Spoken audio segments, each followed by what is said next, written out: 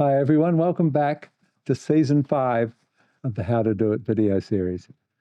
It's 2 or 3 years in now, and we're sort of going to offer some really invaluable information in this upcoming seminar. And we're talking about something that I refer to as IDM. You're all familiar with IPM, the strategy integrated pest management. This is integrated disease management, and really it's about the essence of nutrition farming, because with nutrition farming we talk about getting back to root causes. And the simple question to ask here is, why do plants become susceptible to disease? I mean, the opposite approach is to say, yes, I've got a disease, let's hit them with a big hammer. And it's proving to be unsustainable, not just because the big hammer might be poisonous, but more because we're using more and more for less and less response. I've mentioned previously the figures: a 14.7% increase in global farm chemical use last year, 14.4 the year before, 14.1 the year before that, 13.9, 13.6, 13.3, every year, without exception, more and more chemicals that cost more and more and do more and more damage. I mean, we now understand with fungicides that part of their mode of action, for example, is to compromise immunity. Yep, they might kill the powdery downy mildew, but there's a price to pay for that. So we're talking about, is there a viable option? And I'm saying there is. There's an integrated approach.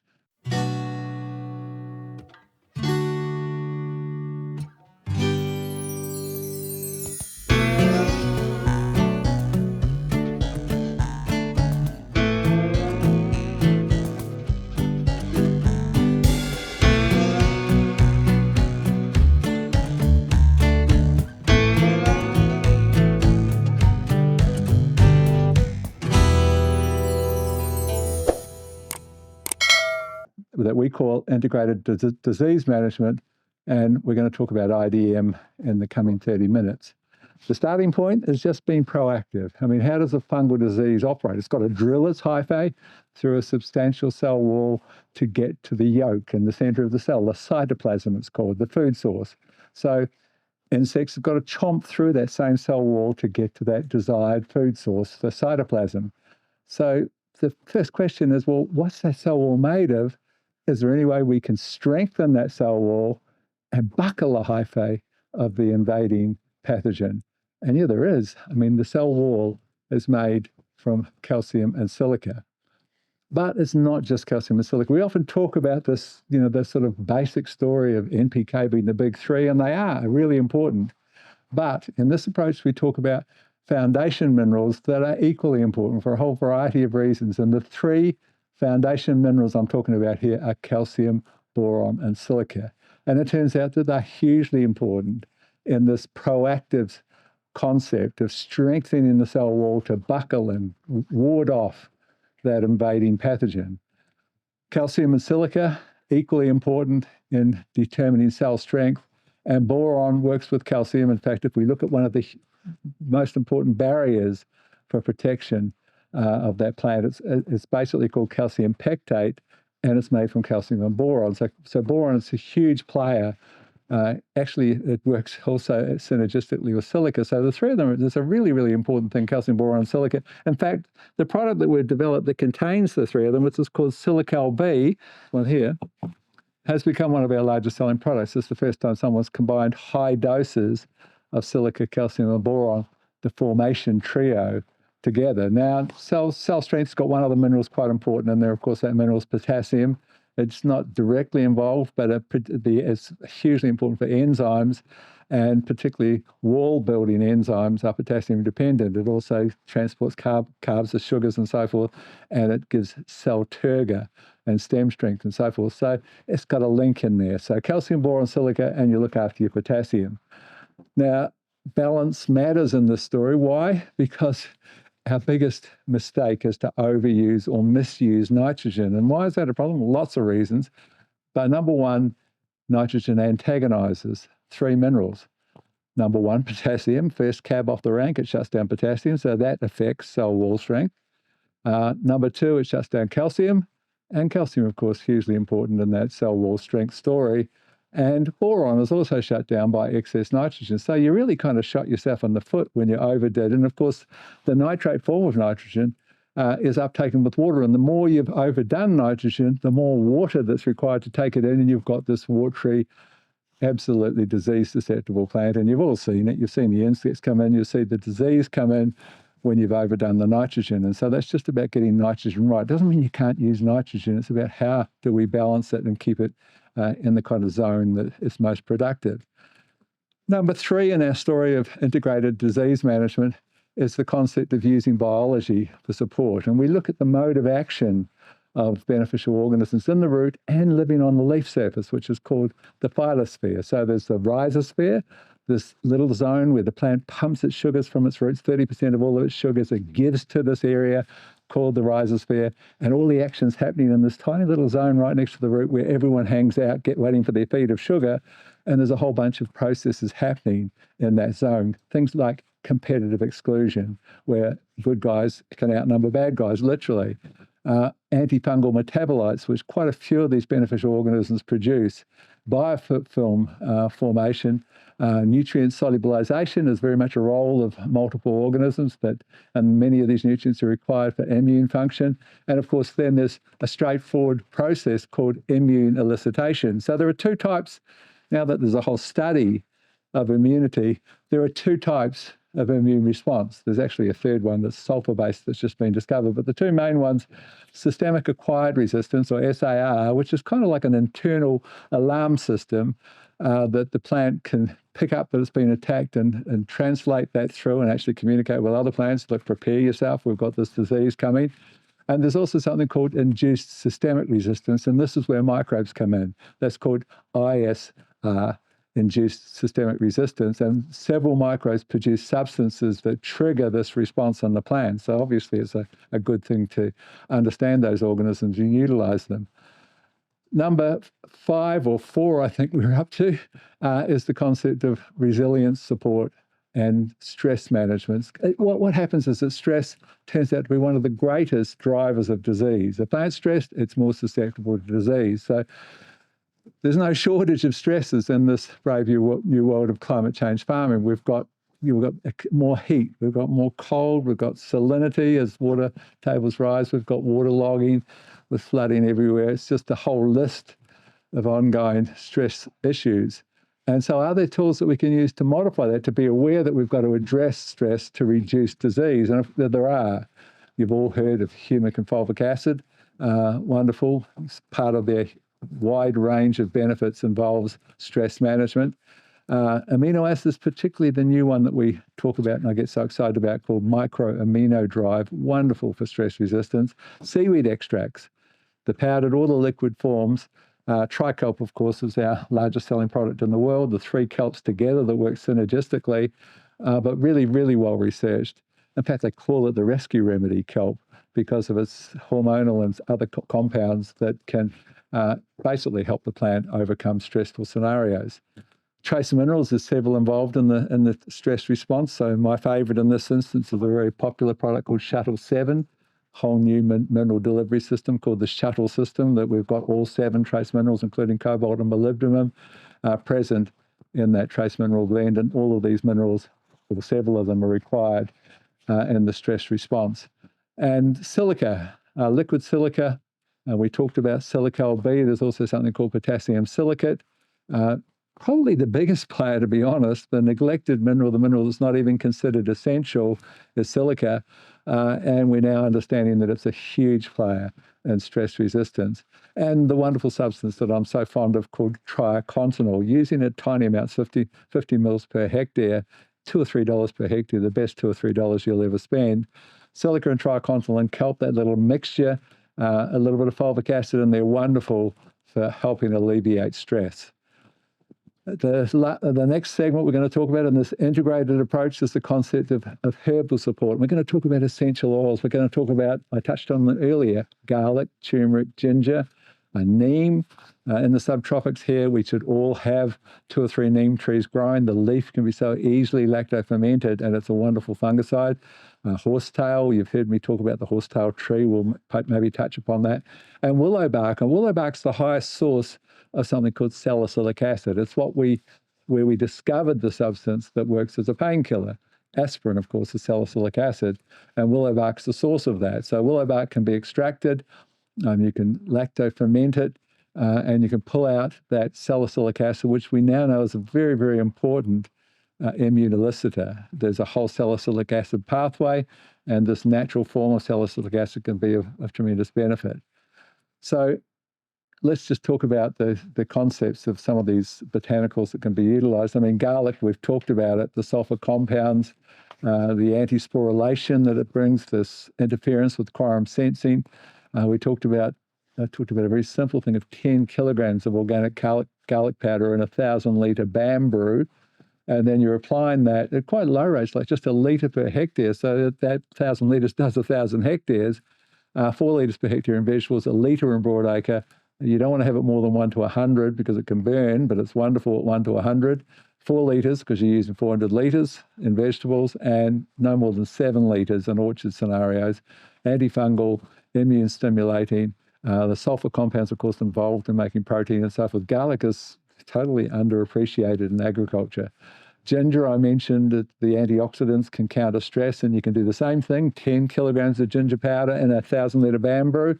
You could actually make a 3-in-1 if you wanted to, because turmeric, same story, massive in antioxidants, and the plant responds to those antioxidants, and they become more disease resistant. So it's very popular in India, but very few of us understand this concept. Garlic, ginger, and turmeric, wonderful herbal trio, lacto-fermented to pull out their active components and to provide us with that protection, including an insecticidal and a fungicidal result.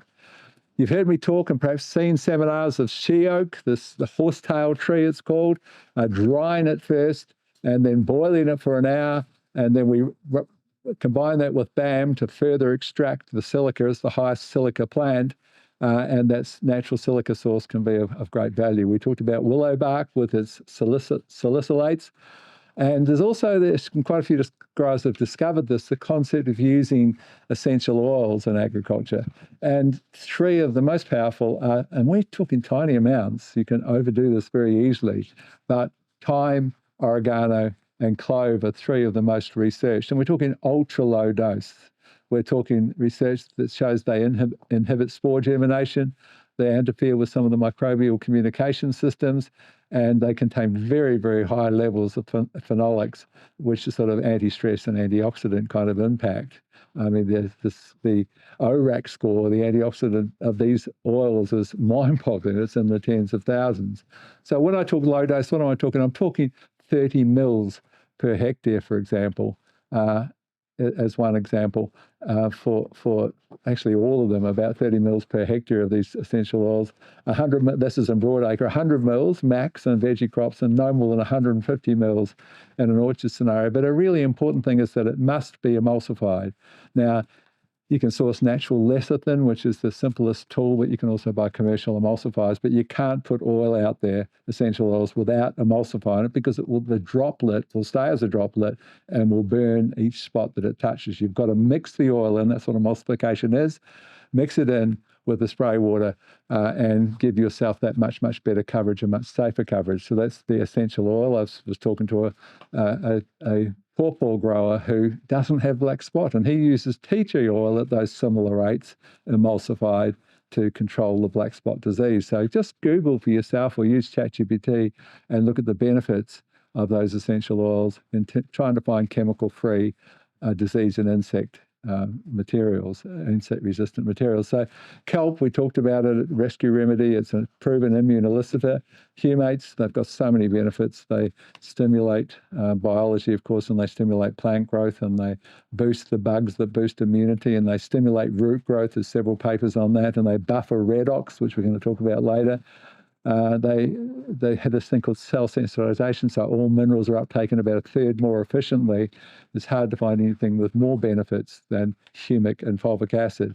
Now, some of the other IDM strategies that we use here on the farm, we use mating disruptor coils. Now, you can import these yourself from China, and it's a much cheaper way to do it, and it's very simple to do, and we do that every year. And you wrap them around every sort of 5th or 10th tree. And basically, they put out a pheromone, and the male comes in, and it's basically the male sex hormone. And the male's saying, what the hell, is everywhere? How am I supposed to identify my female? And it totally disrupts that mating process. And it's really effective. It lasts for the full season. It is pretty cost effective. And that some of you probably use them. Mating disruptor coils, really, I should have brought some to show you, but I think I don't doubt that there's any left in this season's lot. Works really effectively, we find, for codling moth specifically. There's a fruit fly. Of course, we have fruit fly in this part of the world, Queensland fruit fly. And we use this lure with a natural insecticide called spinosad. Now, you can buy this already made up, but you can make it up yourself, and it's half, if not quarter of the price. In fact, it is about quarter of the price. So buy yourself a good lure, and there's a company called Bugs for Bugs that make an exceptionally good lure. And then you add you buy it in like 5-litre containers. It's very expensive, the spinosad, and there's tiny amounts that are added. You can Google the appropriate amount.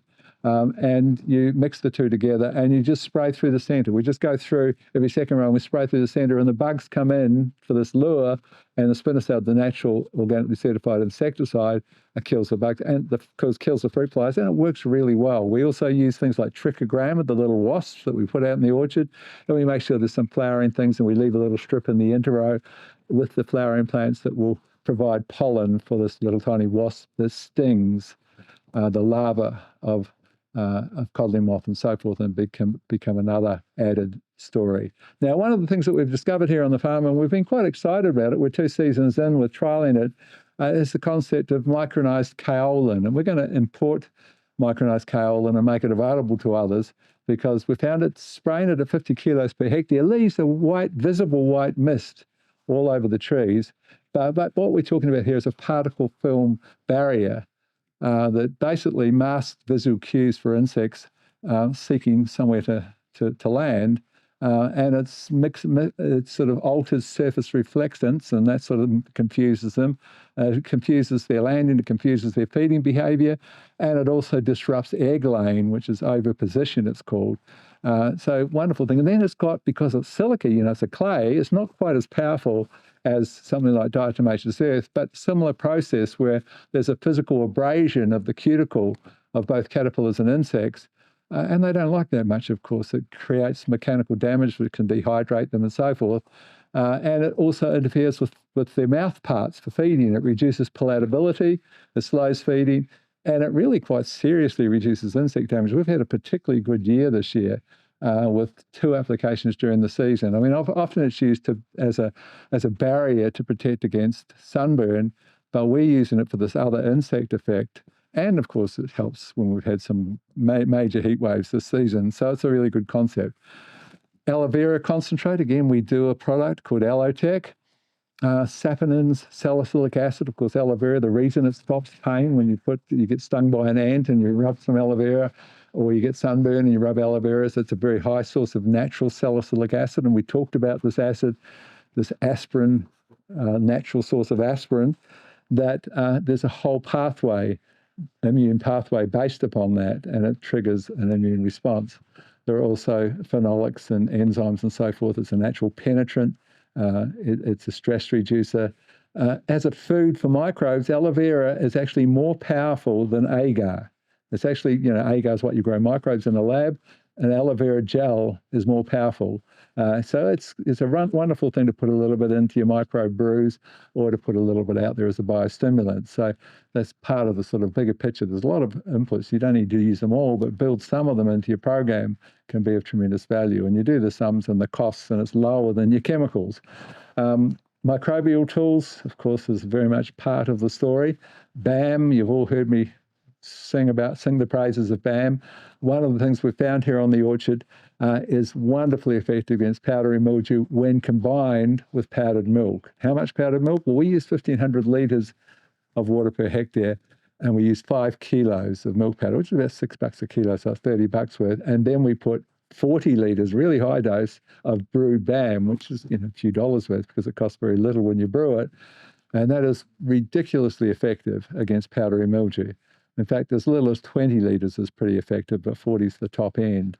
So very simple to brew it yourself. 1,000-litre shuttle, hose coming out of the top into a bottle of water as a breathing valve.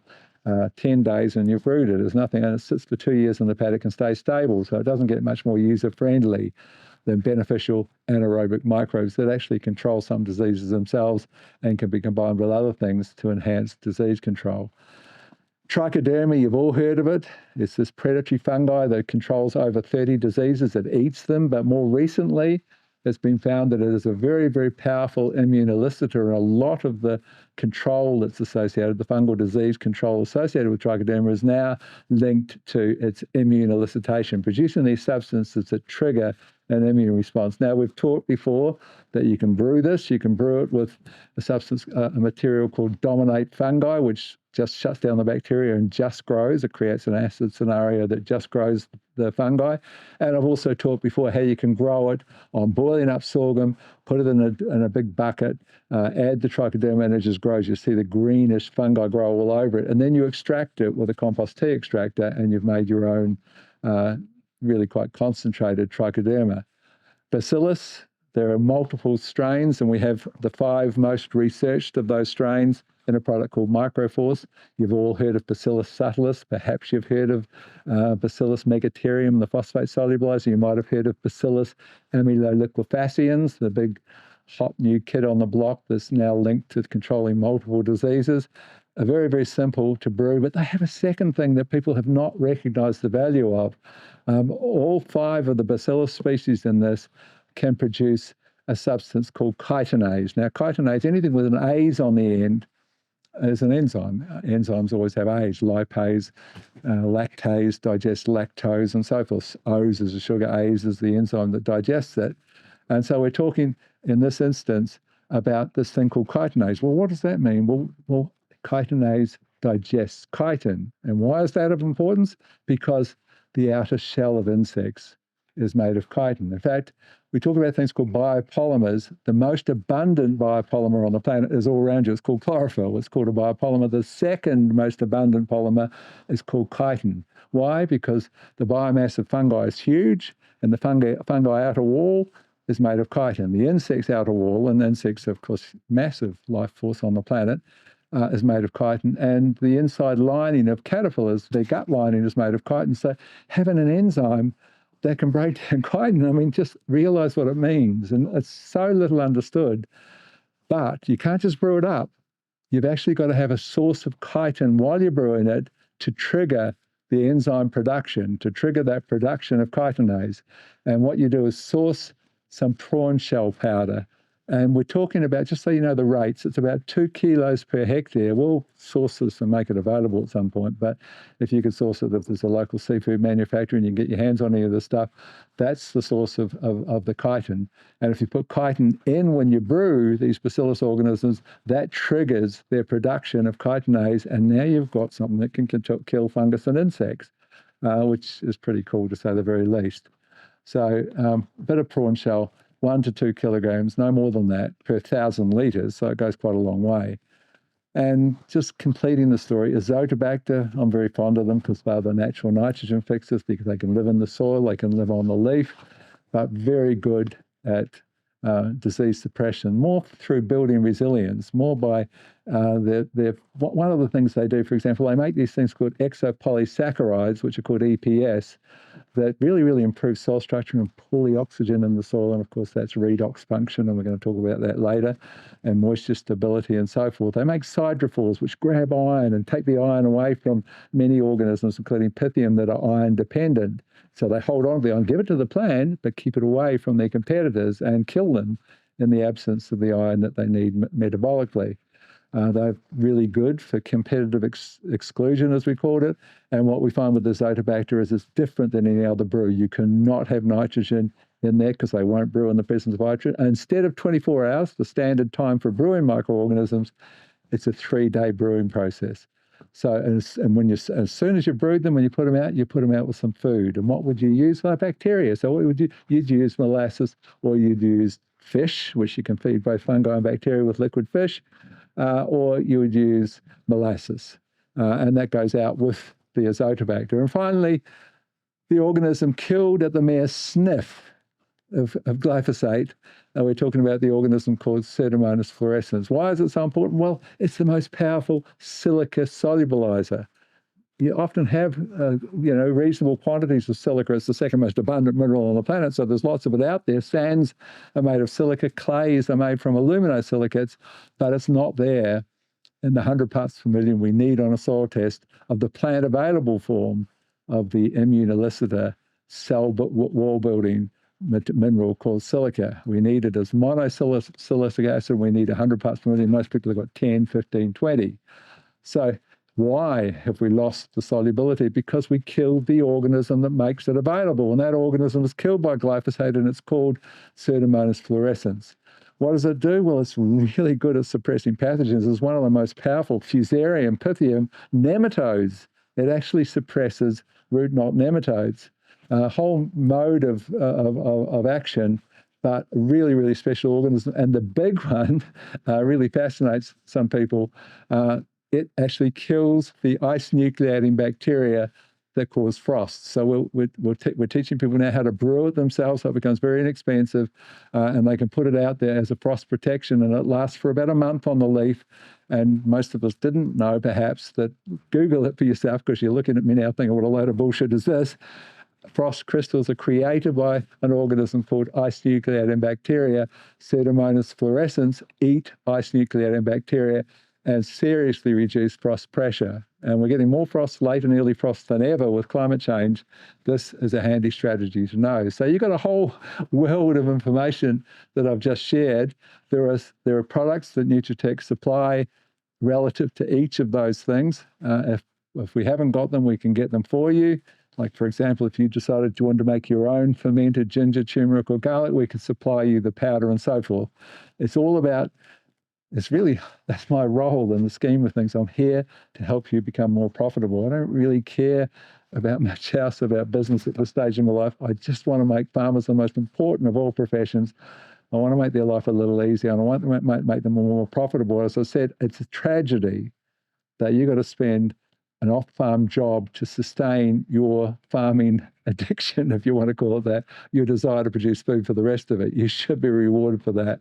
And I'm trying to teach you how you can do things more cost-effectively to make that happen while doing it more safely with a reduction in chemicals. It's not organic what we do.